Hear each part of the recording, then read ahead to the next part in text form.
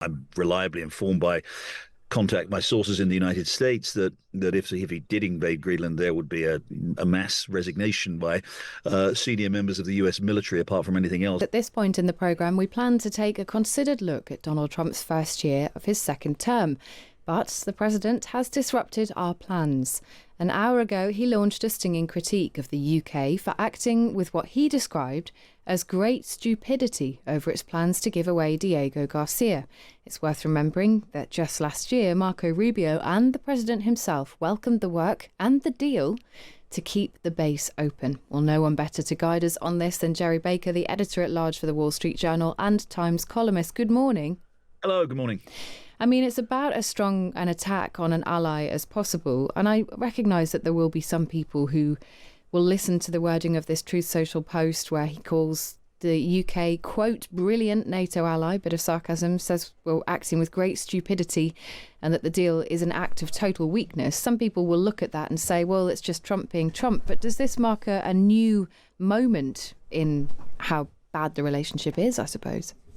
Well, I think it does come as rather unfortunate reward for all of Sir Keir Starmer's, shall we say, rather complacent efforts with Donald Trump over the last year. I think Starmer is very proud of his relationship with Trump. He's literally gone down on his knees at one point to help Donald Trump. So it's not a good look, is it, when the president then turns around?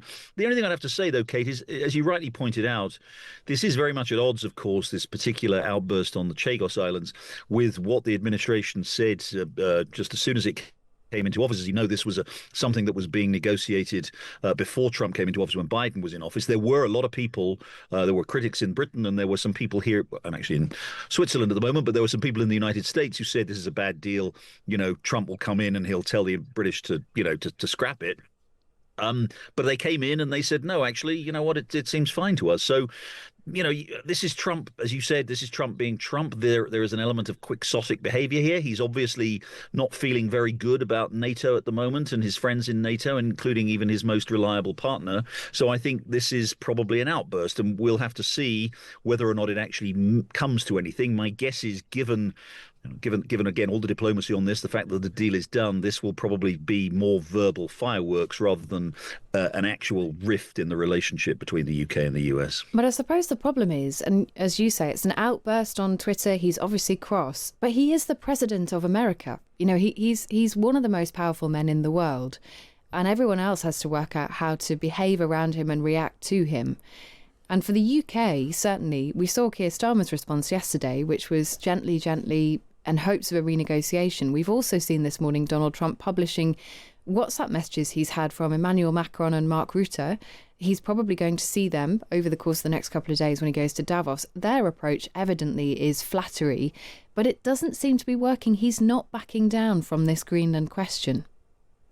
Yeah, again, we'll have to see. Look, I'm here in Davos right now. Officials I've spoken to, both in European officials and American officials, do seem to be of the view that some kind of a deal is going to be done here.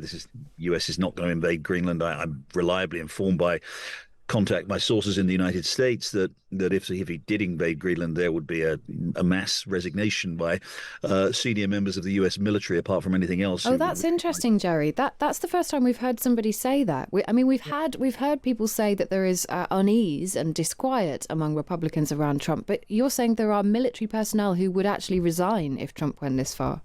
Yes, I'm certain of that. This would be an illegal act, not just against international law, which some of us might have a rather skeptical view about the power of international law. After all, who enforces it? But this will be a breach of U.S. law, a clear breach of U.S. law. The NATO treaty is a treaty approved by the Senate, enshrined in United States law under Article 6 of the U.S. Constitution. Treaties are described as the supreme law of the land. So it would not be permissible under U.S. law for the United States to invade the territory of a NATO ally. So, again, from what I've heard, sources I've told there would be, first of all, there is initial pushback, and secondly, there would be resignations if it were to happen. So I don't think it's going to happen. Look, I think some sort of this is Trump once again exercising hyperbole. Again, you're right. This is not the kind of language that we've got used to from almost any of the previous 46 presidents of the United States. But we should by now be used to the fact that this is the way Trump acts.